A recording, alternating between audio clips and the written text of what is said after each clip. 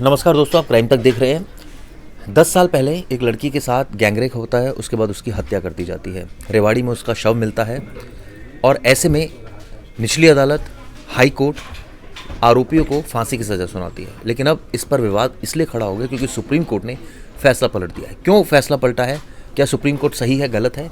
क्या जजमेंट में बातें हैं? इन तमाम मुद्दों पर हम अपने क्राइम तक के जो हमारे कुलीग्स हैं उनसे बात करेंगे। लेकिन सबसे अहम चीज़ इस पर मैं आपको बता दूं, 5 ऐसे मुख्य पॉइंट परिवेश जिसकी वजह से फैसला पलट दिया। सुप्रीम कोर्ट ने कहा नहीं, ये इन्वेस्टिगेशन ही गलत है। जो पुलिस ने स्टार्टिंग में इन्वेस्टिगेशन की थी, कोर्ट कहीं ना कहीं ये हाई कोर्ट और सबॉर्डिनेट कोर्ट की भी जिम्मेदारी बनती है।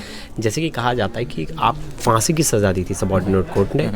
अब ये जब सज़ा होती है, ये जुडिशियल मर्डर है, तो इसमें एक एक पहलू जांचा जाता है। जब ये केस हाई कोर्ट में जाता है तो उससे देखा जाता है कि अब इसे फांसी दी जा रही है कि वो सब एंगल पुलिस ने जांचा है कि नहीं, इन्वेस्टिगेशन में वो सब चीज़ें कवर हुई हैं कि नहीं। आपको लगता है कि जो निचली अदालत है या वो जो हाई कोर्ट है, वहाँ जो जजेस बैठे हैं उन्होंने ध्यान नहीं दिया और उन्होंने ऐसी बेध्यानी में फैसला कर दिया? बिल्कुल ध्यान, यही बात कह के आ रही है ना सामने, क्योंकि अगर उन्होंने ध्यान नहीं दिया इसलिए सुप्रीम कोर्ट ने उनका बदला है अपना फैसला इस मैटर को लेके। क्योंकि देखिए, जो बहुत सारी, अगर आप इसको इमोशन से हट के अगर सिर्फ एक केस की तरह देखें तो इसमें बहुत सारे पहलू थे। जैसे कि हमें सुबह ही हम जब डिस्कस कर रहे थे तो तंजीम सर ने एक चीज़ बताई थी, बहुत इंपॉर्टेंट थी, कि इन्वेस्टिगेशन में बहुत ऐसी चीज़ थी जो लाइन से कवर होनी चाहिए थी। और मैं चाहूँगा कि इस पर ज़्यादा डिटेल में वो खुद बताएंगे। तंसीम भाई, आपसे बात करते हैं। इमोशंस की अगर बात ना करें, मेरिट की बात करें, क्या लड़की का मर्डर नहीं हुआ? क्या उसके साथ रेप नहीं हुआ? बिल्कुल, मर्डर भी साबित है और रेप भी साबित है। निचली अदालत में सज़ा भी मिली, हाई कोर्ट ने भी उस सज़ा को बरकरार रखा। सुप्रीम कोर्ट ने बहुत सारी चीज़ें उसमें से लूप होल्स निकाले इन्वेस्टिगेशंस के, पुलिस के, जिस आधार पर ये फैसला दिया गया है। लेकिन मुझे लगता है, जैसा कि कहा भी जा रहा है, कि इस मामले में लोग रिव्यू पिटिशन डालने की तैयारी कर रहे हैं और वो जानना चाह रहे हैं और जानना भी चाहती, दुनिया भी जानना चाहती है कि आखिर जिसका रेप हुआ उस किसने किया, हत्या हुई तो किसने की। तो ये चीज़ें सामने आनी चाहिए। चलिए, सुप्रतिम बैनर्जी से बात करते हैं। उन्होंने पूरा वारदात में आपको बता दूं, आज तक पर 11 बजे आप ज़रूर देखिएगा। सुप्रतिम बैनर्जी ने पूरी स्क्रिप्ट लिखी है।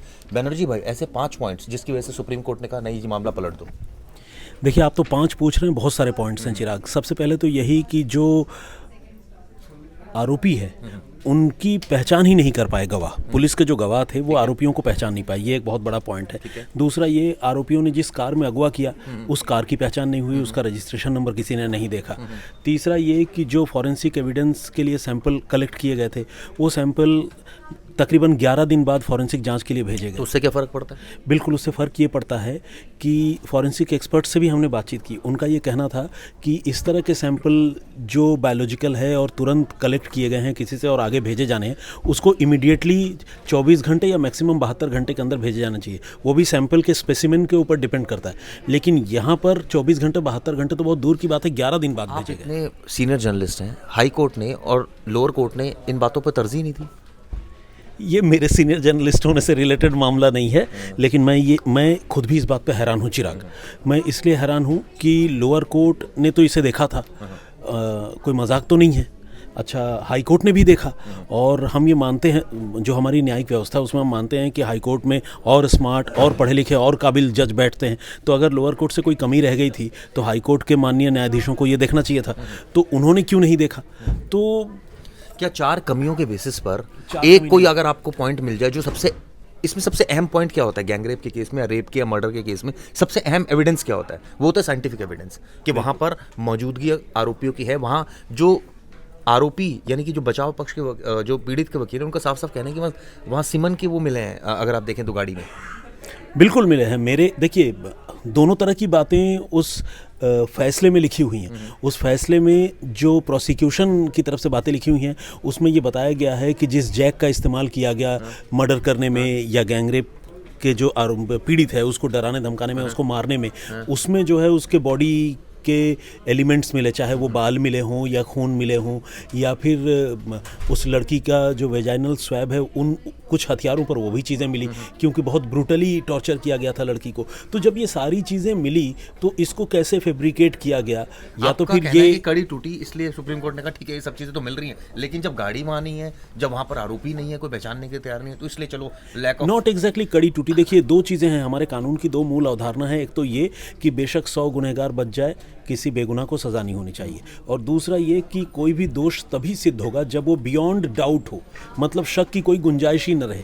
इस मामले में जो बचाव पक्ष के वकील हैं और जो बचाव पक्ष है, जो मुलजिमों की तरफ से पैरवी कर रहे थे, वो डाउट क्रिएट करने में कामयाब रहे। और डाउट क्रिएट करने में कामयाब इसलिए रहे क्योंकि पुलिस ने फुल प्रूफ इन्वेस्टिगेशन नहीं किया था। तो जब डाउट क्रिएट कर दी तो फिर सुप्रीम कोर्ट को उनको देना पड़ा, वॉक ओवर छोड़ना पड़ा। तो 10 साल जो उन्होंने जेल में रहे उसका कौन हिसाब देगा? सुरभि, 10 साल जेल में रहे आरोपी, और ऐसे में अब सुप्रीम कोर्ट कहता है नहीं जी ये तो बरी हो गए। सर तो ये इससे तो हम यही कह सकते हैं ना कि हमारा सिस्टम फेल्योर है, क्योंकि अगर वो 10 साल रहे जेल में तो वो किस आधार पे जेल में रहे, और फिर अभी आप उनको बरी कर दे रहे हैं, वो भी इस तरह के केस में, जो इस तरह का केस जिसमें रेप हुआ, लड़की को इस तरह से मॉलेस्ट किया गया, फिर उसकी डेड बॉडी इस हालत में मिली कि वो पहचान में भी नहीं आ रही थी। मतलब मुझे याद आ रहा है एक मूवी बनी थी नो वन किल्ड जेसिका लाल, तो उसी टाइप का नहीं लग रहा है कि नो वन किल्ड छावला। हाँ वही चीज़ है। फिर से ये एक तरह से, जबकि ये केस तो निर्भया केस जो गैंगरेप केस जो हुआ था उसके पहले ये हुआ है, 2 महीने पहले फेब में ये चीज़ हुआ था। मतलब निर्भया का केस तो हम लोगों ने देखा कि हाँ लाइमलाइट में आ गया क्योंकि इतने सारे प्रोटेस्ट हुए, सब कुछ, बट ये किरण नेगी का केस अभी जा करके ये खुल रहा है, अभी जा करके इस केस में सारी चीज़ें आ रही हैं। सही बात है। कुछ और लोगों से बात करते, जानने की कोशिश करते। सुनील भाई ने इस पर एक डिटेल खबर कल लिखी थी। सुनील भाई, आपने बड़ी डिटेल में खबरें लिखी, आपने वकील से भी बात की, फैसले पर हैरत नहीं होती? देखिए, हैरत तो हुई, मुझे बहुत ज़्यादा हैरत थी कि जो 3 एक्यूज़्ड हैं उनको सज़ा भी मिलती है, और हाई कोर्ट कहता है कि ये जानवर की तरह थे, इनको सज़ा मिलनी चाहिए, फांसी की सज़ा मिलती है, और अचानक फिर सुप्रीम कोर्ट का वर्डिक्ट आता है कि ये तीनों बरी हो जाते हैं। मतलब ये दोषी थे ही नहीं, मतलब इन्होंने कुछ ऐसा किया ही नहीं एक तरीके से। तो मुझे बड़ा ये लगा कि यार ऐसा कैसे हो सकता है। तो एक सुप्रीम कोर्ट के बड़े सीनियर लॉयर हैं, उनसे मेरी बात हुई, मैंने उनसे यही सवाल पूछा, तो उन्होंने बड़ा बहुत मतलब एक सटीक तरीके से मुझे समझाया कि देखिए, आप अपने इमोशंस और जो तमाम चीज़ें हैं मीडिया में जो आपने खबरें पढ़ी हैं, देखी हैं, समझी हैं, उनको आप एक साइड में रख दीजिए और यहाँ पे उस पे आइए, कोर्ट की प्रोसीडिंग, कानूनी कार्रवाई और कानून क्या कहता है, एविडेंस क्या कहते हैं, इन चीज़ों पे आप फोकस करिए। तो इसमें क्या है कि इसमें जो लापरवाही हुई है, जो पूरा वो बताते हैं कि देखिए अगर वो एक्यूज थे, वाकई उन्होंने घटना की थी, ठीक ना, तो वो अपनी जगह पे है। लेकिन जो सुप्रीम कोर्ट में जो लॉ है, तो जब ट्रायल कोर्ट, जो निचली अदालत में जब सुनवाई होती है, तो उन्होंने तमाम चीज़ों को इग्नोर कर दिया। उन्हें लगा कि ये तो है ही, इनके खिलाफ जो 1-2 सबूत है उस पर किया, बाकी चीज़ों को नज़रअंदाज कर दिया, बहुत सारे गवाहों से बात नहीं की। फिर जो कानूनी कार्रवाई होती है कि जो फांसी की सज़ा होती है, ये मैक्सिमम पनिशमेंट है कोर्ट में, और जब किसी को फांसी दी जाती है तो उसे बोला जाता है कि जुडिशियल मर्डर, मतलब कानूनी तौर पे एक तरीके से एक इंसान का मर्डर हो रहा है। तो इसके लिए कानून में कहीं कमी नहीं होनी चाहिए, मतलब वही वाली आदत तो। मेरे कहने का मतलब है थोड़े से सबूत थे तो फांसी की जगह उम्र कैद कर देते, 20 साल कर देते। हाँ बिल्कुल, लेकिन इसमें जो मेरा मानना है, जब उनसे बात होने के बाद उन्होंने कहा कि सुप्रीम कोर्ट ने बिल्कुल सही किया है, क्योंकि उसमें इस तरह की लापरवाही हो, लोअर कोर्ट, पुलिस और यहाँ तक कि हाई कोर्ट का काम ही था इस पूरे केस में कि जब निचली अदालत ने फांसी की सज़ा दी तो उनको ये चेक करना था, ये नहीं चेक करना था कि क्या जांच हुई, ये चेक करना था कि कोर्ट में प्रोसीडिंग बिल्कुल सही तरीके से हुई। अगर नहीं हुई तो वहाँ पर वो चीज़ों को करवाते, क्रॉस एग्जामिनेशन सब कुछ होता और चीज़ें फिर प्रॉपर होती, कहते कि हाँ सज़ा बरकरार रखनी चाहिए, ठीक है। लेकिन हाई कोर्ट ने भी वही गलती करी जो लोअर कोर्ट ने की। तो कुल मिला के मैं यहाँ पर ये कहना चाह रहा हूँ, जो मेरा अपना मानना है कि एक बेटी जाती है, उसका परिवार है, उस परिवार की इसमें क्या गलती है? इसमें गलती किसकी है? पुलिस सिस्टम की गलती है, लॉ सिस्टम की गलती है। तो सज़ा कायदे में इनको मिलनी चाहिए, लेकिन सज़ा उस आम आदमी को मिलती है इनकी गलती की सज़ा। उनकी बेटी जाती है, वो जो दरिंदे थे उन्होंने वाकई गलती की थी, तो उनको सज़ा तो मिलनी चाहिए, लेकिन वो बरी हो जाते हैं किसकी वजह से? हमारे सिस्टम की वजह से। तो री इन्वेस्टिगेशन भी तो हो सकती थी।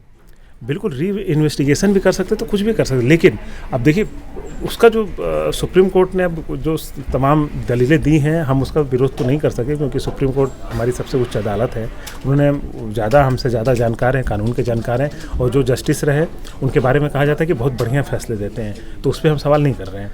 लेकिन जो सिस्टम है, जो पुलिस इन्वेस्टिगेशन है, अब आप खुद देखिए कि आप इतने साल से आप क्राइम रिपोर्टिंग कर रहे हैं, आप बताइए कि जो पुलिस जो चौराहे पर खड़ी होती है, जो ड्यूटी करती है, लॉ एंड ऑर्डर देखती है, वही इन्वेस्टिगेशन करती है। चाहिए। उसके पास इतना टाइम नहीं होता कि दिन भर अगर फील्ड में दौड़ते हैं और फिर लिखा पढ़ी बढ़िया कर सकें। जाहिर सी बात है गलतियाँ होंगी।